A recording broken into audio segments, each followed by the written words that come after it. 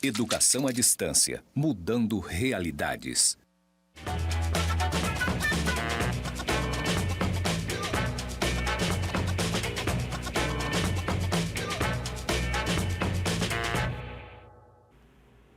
Olá, alunos! Sejam bem-vindos a mais uma aula da disciplina de Conceitos Básicos de Matemática e Estatística. Me chamo Rafael Ninck e na aula de hoje veremos algumas aplicações da estatística lá no nosso campo educacional. Onde eu consigo ver estatística ao trabalhar com dados educacionais? Então, para a aula de hoje, vamos analisar um documento público elaborado pelo INEP, o Instituto Nacional de Estudos e Pesquisas Educacionais, que trata do Censo da Educação Básica de 2020.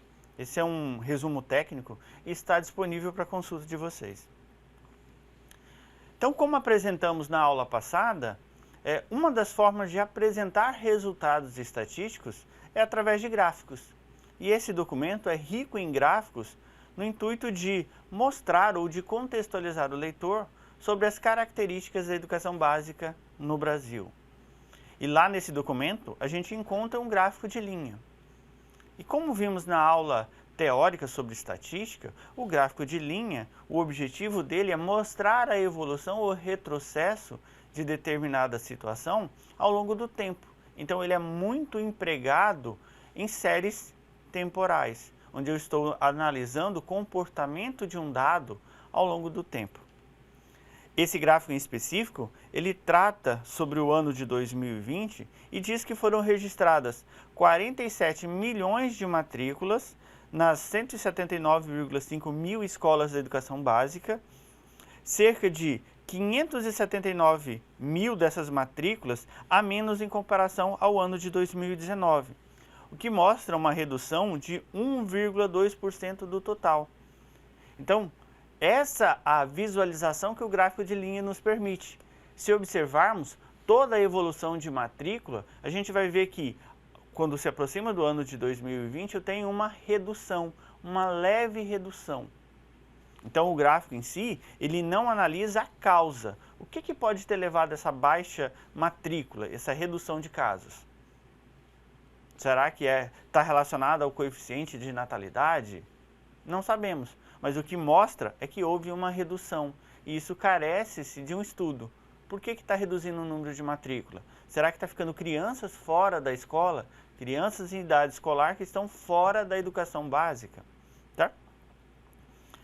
Outro gráfico importante que falamos lá na aula teórica era em relação aos gráficos de setores, os famosos gráficos de pizza. E o objetivo desse gráfico de pizza é representar o fatiamento de 100% dos casos em determinadas categorias. E nesse caso, o gráfico ele trata sobre avaliar a distribuição das matrículas nas dependências administrativas.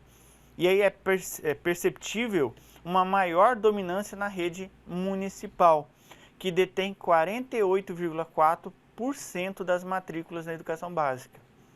Então, se a gente observar de forma visual, eu consigo enxergar uma fatia verde que consome quase metade da pizza. E é exatamente essa visualização, tentar enxergar qual das categorias que se destacam, é o objetivo do gráfico de pizza, o gráfico de setores. Então eu consigo observar que a fatia maior refere-se à municipal, depois seguido da municipal, da federal, da privada e depois da federal.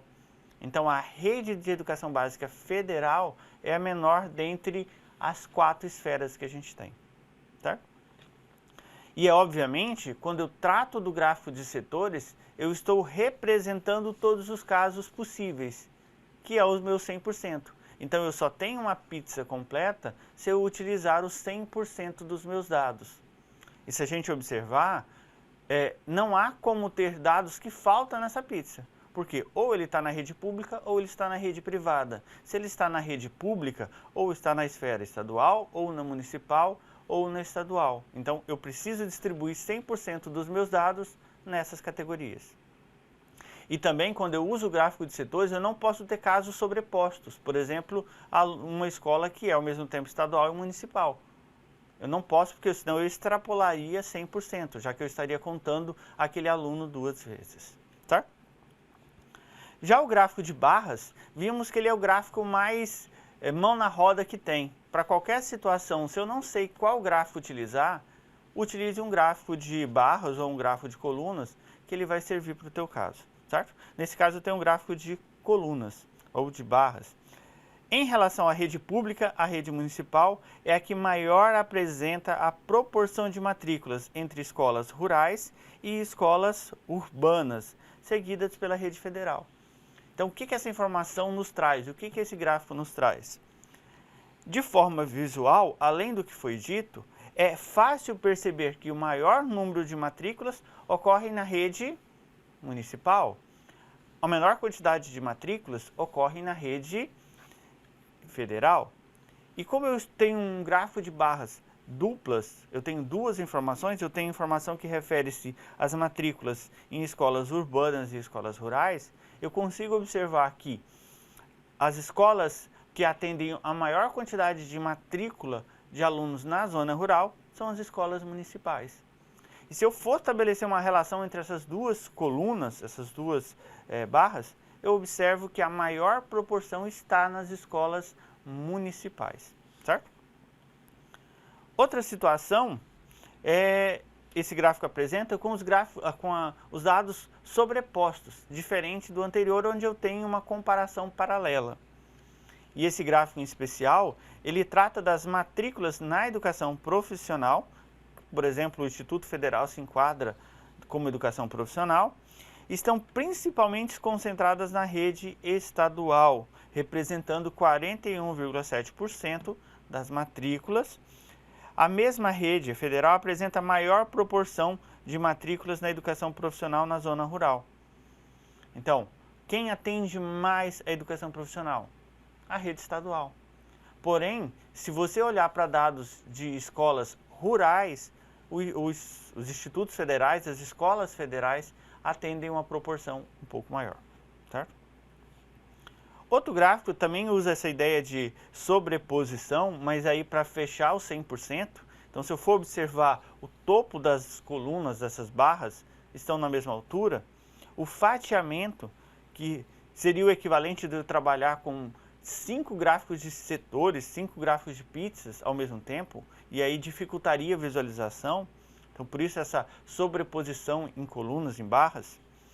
Desde 2016, observa-se um crescimento gradual no percentual de docentes com um nível superior atuando na educação infantil. 64% lá em 2016 e em 2020 eu tenho 76,5%. Então, optou-se por utilizar um gráfico de barras, mas eu poderia também, como eu estou comparando séries cronológicas, representar isso utilizando um gráfico de linhas. E aí, como a situação é comparar diversas faixas, talvez seria mais visível você observar quem está aumentando e quem está reduzindo.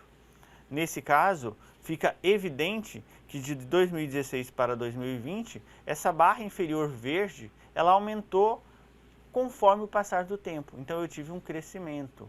O número de professores com formação superior está aumentando a cada ano, certo? Outro gráfico que a gente viu que não entra nessa categorização de gráficos de diagramas de 2 dimensões é o cartograma. O cartograma, como vimos na aula teórica, é uma representação de dados dentro de um mapa, que aí pode ser um mapa municipal, um mapa estadual, regional, ou nesse caso, um mapa do Brasil. E eu vou representar sobre esse mapa as informações utilizando uma escala de cor. Eu posso variar de um azul para um vermelho, ou de um verde claro para um verde escuro, dando ênfase nos dados. E aí precisa, nesse dados, eu ter uma legenda, para entender como foi composta essa composição de cores, certo?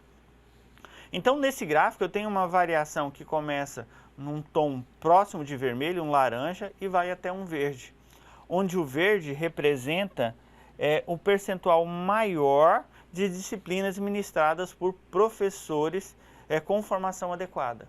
Então, qual a tua formação? Tua formação é adequada para você estar atuando aquela disciplina? E é óbvio que é visível nesse gráfico que o percentual maior, a adequação maior está nas regiões sul e sudeste. A gente tem uma área que compreende aí o Mato Grosso e todo o sertão nordestino e ao norte também da região norte, áreas com a concentração menor de professores com a formação adequada para atuar. Então esse gráfico ele permite de forma visual identificar as características regionais, identificar que a adequação ela está presente em grandes centros ou em regiões mais próximas das regiões produtivas, das regiões industrializadas. Então, nessa aula, o intuito era observar aplicações de todos aqueles conceitos estatísticos que foi visto na aula anterior. Com isso, compreendemos que a importância da estatística se faz necessária, a formação estatística se faz necessária para o professor. Não para atuar somente em sala de aula, mas para compreender os documentos acerca do processo ou da avaliação do processo educacional. Certo? Então, até a próxima aula e qualquer dúvida, estamos no ambiente virtual de aprendizagem.